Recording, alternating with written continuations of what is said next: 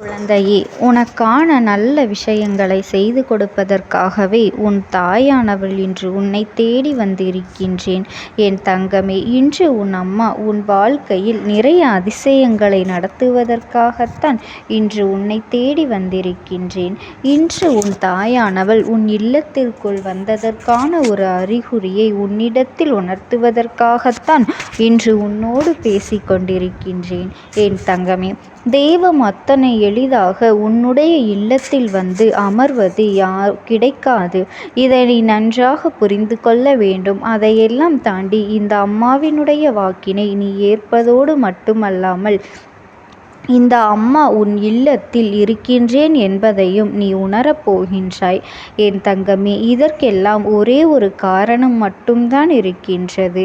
என் குழந்தையே, நீ என் மீது கொண்டிருக்கின்ற பக்தியானது அத்தனை தூய்மையாக இருக்கின்றது. நீ இந்த அம்மாவின் மீது நம்பிக்கை கொண்டு உன் வாழ்க்கையில் நடக்கின்ற எதுவாக இருந்தாலும் நம் அம்மா பார்த்து கொள்வாள் என்று நீ முழுமையான நம்பிக்கையை என் மீது வைத்திருக்கின்றாய் அல்லவா? உன்னுடைய நம்பிக்கைக்கு பலனாகத்தான் இந்த அம்மா இன்று உன் இல்லத்திற்குள் வந்திருக்கின்றேன். நான் அங்கே இருக்கின்றேன் என்பதனை உணர்ந்து கொண்டு உன்னுடைய முயற்சிகளை நீ நம்பிக்கையோடு செய்ய வேண்டும். தெய்வம் நம் இல்லத்தில் இருக்கின்றது என்பதனை எல்லோராலும் அத்தனை எளிதாக கண்டுபிடித்து விட முடியாது. நம் பேச்சுக்கு வேண்டுமானால் சொல்லிக்கொள்ளலாம். ஆனால் தெய்வங்கள் உண்மையாக இருக்கின்றது என்பதனை எப்படி தெரிந்து கொள்வது? தெய்வம் நம் இல்லத்தில் இருப்பது உண்மைதானா? அப்படியானால் நமக்கு என்னவெல்லாம் அறிகுறிகள் தெரியும் என்று நீ தெரிந்து கொள்ள வேண்டும் அல்லவா? அதனால்தான் இன்று உன் அம்மா உனக்கு அதனை சொல்வதற்காக வந்திருக்கின்றேன். என் தங்கமே, நான் சொல்கின்ற விஷயங்கள் ஒவ்வொன்றும் உன்னுடைய இல்லத்தில் நடக்கும் பொழுது உன் அம்மா அங்கே இருக்கின்றேன். அது மட்டுமல்லாமல் என்னோடு சேர்ந்து சில தெய்வ சக்திகளும் உன் உள்ளத்தில் உலாவிக் கொண்டு இருக்கின்றது என்பதனை நீ புரிந்து கொள்ள வேண்டும். இந்த அம்மா சொல்வதை போல இருக்கின்ற பட்சத்தில் இது நாள் வரையிலும் நீ எப்படி இருந்தாலும் அதை பற்றி நீ கவலை கொள்ளாமல் இனிமேலாவது தெய்வங்களின் மீது ஞான நம்பிக்கை கொண்டு பயபக்தியோடு வணங்கி என் தங்கமே, அவர்கள் உன் உள்ளத்தில் இருக்கும்படி நீ செய்தால் போதும். உன்னை சுற்றி வந்திருக்கின்ற அத்தனை கஷ்டங்களும் உன்னை விட்டு நிச்சயமாக சென்றுவிடும். எத்தனையோ பேர் நம் இல்லத்திற்கு வருகின்றார்கள். அவர்களிடத்தில் நேர்மறையான ஆற்றலை விட எதிர்மறையான எண்ணங்கள் தான் அதிகமாக இருக்கின்றது. ஆனால் தெய்வங்கள் உன் இல்லத்திற்குள் வரும்பொழுது மட்டும்தான் உன்னிடத்தில் நேர்மறையான எண்ணங்களும் நல்ல சக்திகளும் உனக்கு துணையாக நின்று உன்னுடைய காரியங்களை எல்லாம் வெற்றியாக்கி கொடுக்கும் என்பதனை நீ மறந்துவிடக் கூடாது. தெய்வங்கள் உன் இல்லத்தில் இருக்கின்றது என்றால் இனி உன் வாழ்க்கையில் என்னவெல்லாம் நடக்கப் போகின்றது இதையெல்லாம் நீயாகவே உணரப்போகின்றாய். என் தங்கமே, உன்னுடைய இல்லத்தில் நான் வந்துவிட்டேன் என்றாலே அங்கே இருக்கின்ற பிரச்சனைகள் எல்லாம் தீர்ந்துவிட்டது என்றுதான் அர்த்தம். எல்லா கஷ்டங்களும் இதுவரை உன்னை மாறி மாறி வந்து புரட்டி எடுத்ததையெல்லாம் நான் அறிவேன். அத்தனை கஷ்டங்களில் இருந்தும் உன்னை நான் மீட்டுதான் எடுத்து வந்து இருக்கின்றேன். அதனால்தான் நீ இப்பொழுது என் முன்னால் நின்று இதையெல்லாம் கேட்டுக்கொண்டிருக்கின்றாய். என் தங்கமே, இத்தனை பிரச்சனைகளையும் தாங்குவதற்கான மனவலிமையை உன்னிடத்திலே நான் எப்போதும் கொடுத்திருக்கின்றேன் அல்லவா?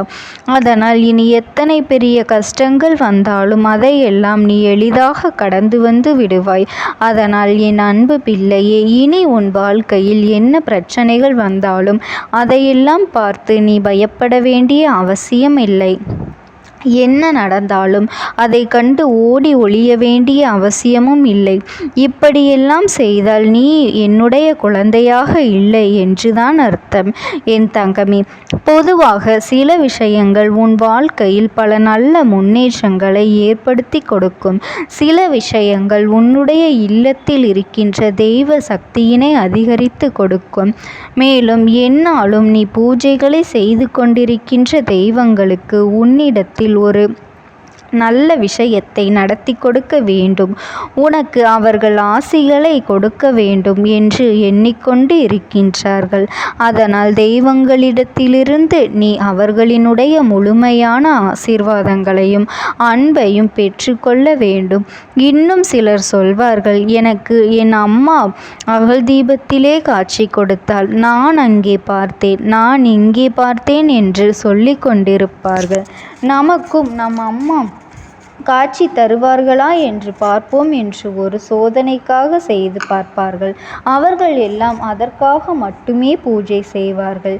என் தங்கமே, இது போன்ற நம்பிக்கை இல்லாமல் ஏதோ சோதனை செய்வது போன்று எண்ணிக்கொண்டு செய்பவர்களுக்கு எல்லாம் இந்த அம்மா உண்மையாகவே காட்சி கொடுப்பது இல்லை. யார் உண்மையான பக்தி கொண்டு நம்பிக்கையோடு அகல் தீபத்தை ஏற்றி வழிபடுகின்றார்களோ அவர்களுக்கு நிச்சயமாக என்னுடைய உருவத்தை நான் காட்டி கொடுப்பேன்.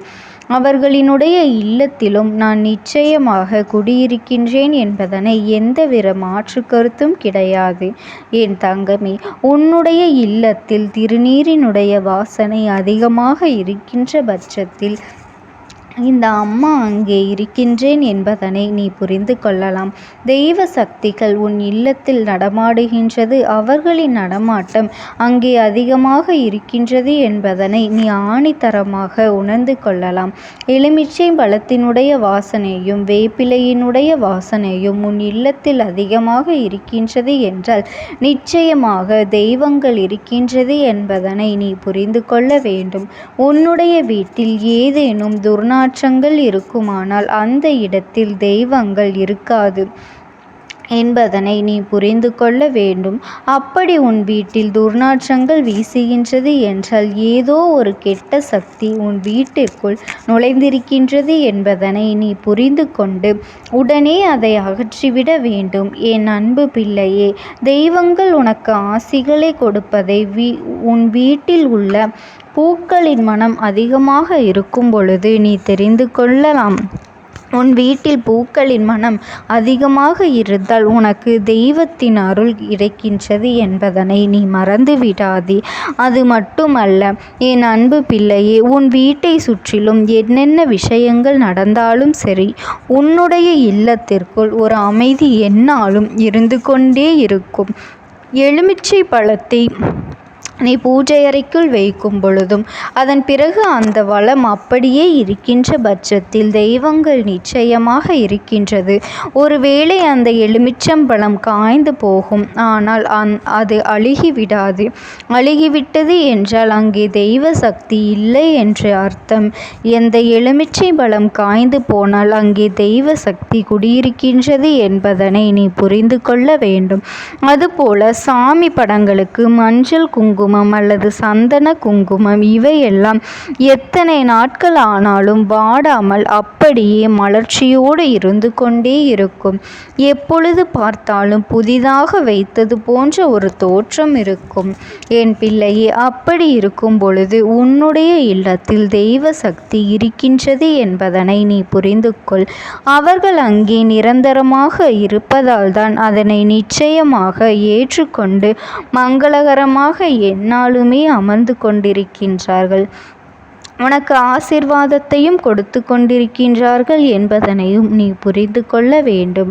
என் செல்ல குழந்தையே, இத்தனை நாட்களும் எதிர்மறையாக சில விஷயங்கள் உனக்கு தோன்றி கொண்டிருந்தால் அந்த விஷயத்தை உன் அம்மா நான் வந்தவுடன் விரட்டியடிப்பேன் என்பதனை நீ உணர தொடங்கிவிட்டால் போதும். உன்னிடத்தில் நம்பிக்கையும் நேர்மையான எண்ணங்களும் அதிகமாக தோன்றிவிடும். என் அன்பு குழந்தைக்கு இந்த தாயானவளினுடைய அன்பும் ஆசீர்வாதங்களும் என்றென்றைக்குமே முழுமையாக கிடைத்து கொண்டே இருக்கும். ஓம் சக்தி. ஓம் ஆதிபரா சக்தி.